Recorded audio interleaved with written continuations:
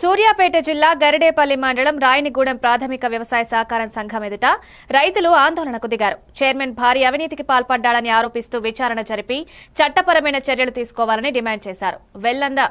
వెల్దండ సొసైటీలో ప్రహారీ గోడకు కేవలం 70,000 ఖర్చు చేసిన 6.62 లక్షల బిల్లు చూపినట్లు రైతులు ఆరోపించారు. నిజాలను వెలికి తీసేందుకు కలెక్టర్ జోక్యం తీసుకోవాలని కోరారు. ఈ సొసైటీని పూర్తిగా దివాలా తీయించేటువంటి పరిస్థితి జుట్టుకొండ సత్యనారాయణ గారు చేస్తున్నటువంటి పద్ధతి ఏం బాగలేదు. ఎల్లిదండలో భారీ గోడ మీద 50,000 ఖర్చు పెట్టి 7 లక్షలు తీసుకోవటం అనేటువంటిది చాలా బాధాకరం. అట్లాగనే ఆ గోడౌన్ 8 లక్షల రూపాయలకు ఉదిరించుకొని దాంట్లో 50% మాత్రమే ఇక్కడ జమ చేసి మిగతా అతను జేబులో పెట్టుకోవడం జరిగింది. రైతులకు వచ్చేటువంటి కమిషన్ ని కూడా అతను కాజేస్తున్నాడు. ఇట్లా ఈ సొసైటీలో సిబ్బందిని ఇబ్బంది పెట్టి సిబ్బంది దగ్గర 5 లక్షల రూపాయలు డిమాండ్ చేసి వసూలు చేస్తున్నారు. ఎంక్వైరీ చేసి ఇతని మీద చర్య తీసుకొని ఇతని సొసైటీ నుంచి తొలగించాలని ఆయన మీద చర్య తీసుకోవాలని సందర్భంగా మీకు తెలియజేస్తున్నారు.